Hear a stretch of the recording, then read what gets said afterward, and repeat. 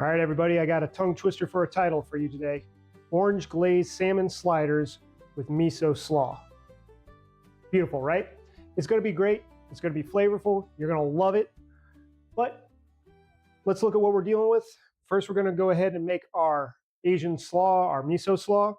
For that, you're gonna need a mixing bowl, a little bit of sesame oil,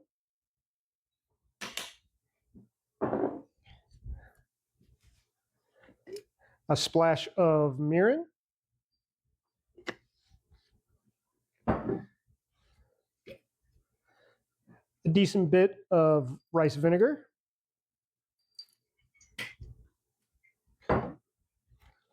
splash of soy sauce,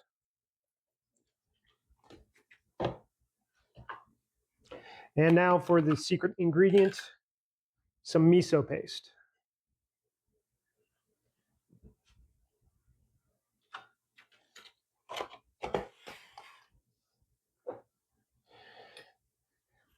Pinch of sugar,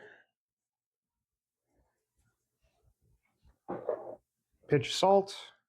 Then we're going to add some oil. I'm choosing olive oil for this one, but you go ahead and use vegetable oil, avocado oil, whatever you feel most comfortable with. I just stay away from more sesame oil is all. Unless you're just a huge fan of getting a mouthful of sesame. All right, just stir it all together until it all breaks down, becomes one smooth mixture, nice and pourable. All right, so when you're done, it should be nice, should be beautiful, should be pourable, should be smooth. All that miso should have combined with the rest of the ingredients.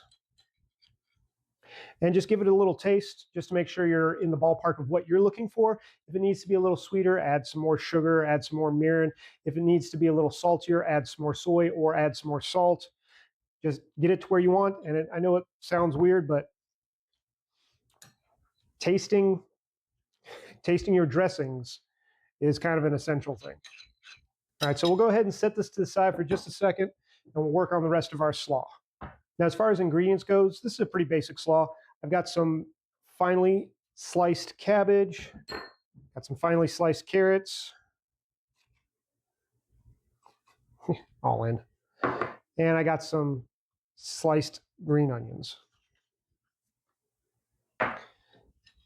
Then we'll just take probably about half of what I made here, give or take. Then just mix it all together until everything has a nice light coating on it.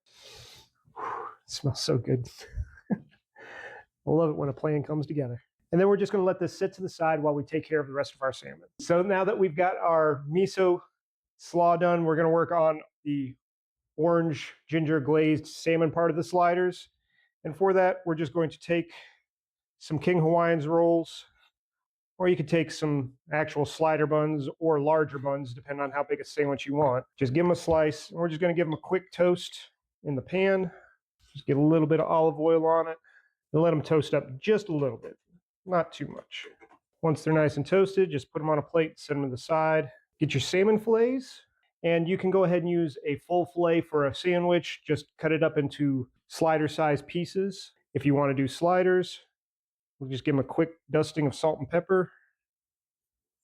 That bread soaked up all the olive oil, so we're just going to put a little bit more in the pan and put seasoned side down. Now, the next part is making a glaze. You can do this ahead of time, but I figured I'd show you you can make it while the salmon is cooking since it's so quick. What you're going to need is some orange marmalade, just a little bit of soy sauce, a little bit of sesame oil, a little bit of grated garlic. Not too much. We don't want this to be garlicky. We just want the garlic to enhance what we're working on. But then again, if you want it extra garlicky, I'm not here to tell you how to live. Then we're going to grate some ginger. That's the ginger part of the orange ginger. Now I'll put how much I'm using. But again, like the garlic, you go as gingery as you want. Then just mix and stir to combine. Then you just set it to the side. Now, if you wanted to add a little bit of heat to it, then I'd say this is about the time making it. You would add some Szechuan peppercorns or some crushed red pepper flakes. But I'm making that sans this because my family's not super high on the spice, so we're just going to let it go. On a high heat, we have our salmon. It's got a nice hard sear on the top, and let's see if I can grab it just right to show you. And as you can see, it's about cooked halfway up. So that's how I know I'm going to go ahead and flip it. And as soon as I flip it, that's when I'm going to put a little bit of this glaze just right on top. And if some falls down to the bottom, just pick up your little piece of salmon, rub it on top of it, just to season that underside. Again, this is just a really simple pan technique. You can do the same thing in an oven by just putting on a sheet tray, put a little bit of this on the top, shove it in for about 8 to 12 minutes. You'll be about the neighborhood you're looking for. Now remember, this marmalade has a lot of sugar in it, so you're going to see that dark caramelizing everywhere. Just do what you can to keep the salmon out of it. If you don't mind it, then just go ahead and leave it in there. But our salmon is just about done. It only takes about 2 to 4 minutes on each side, give or take. See, it's not burnt, just a heavy sear. But we're going to go ahead and plate these up so you guys can see what the end product looks like. So I'll see you in just a second.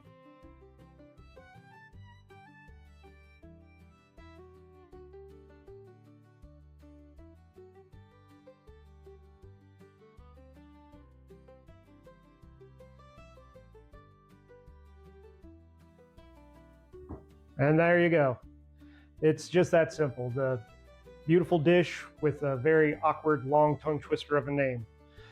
So, toasted buns, always a must. I would say you could forego butter on this, but do you. Big thing is we got to give it a taste, see where we're at.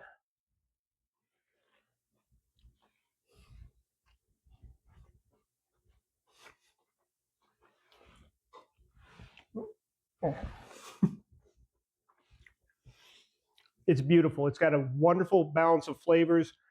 The salmon is nice. It's got that meaty quality, figuring it's fish. The orange ginger, the ginger's really coming through, the orange really coming through, giving a nice sweetness, and then that bitterness and sweetness from the slaw of the cabbage and the umami, giving it that nice earthy, salty richness. It's a beautiful balance of flavors all coming together at the very end, right on the palate. But each of them is a distinct layer, so it's not just one big muddy mess that you're just like, oh, soup. So I don't know, guys. This is a winner for me. I hope you guys get to try it. I hope you guys enjoyed this. And if you did, make sure you hit like, share, comment, subscribe, all that great stuff. It helps me grow, and I really do appreciate it. And as always, thanks for cooking with me.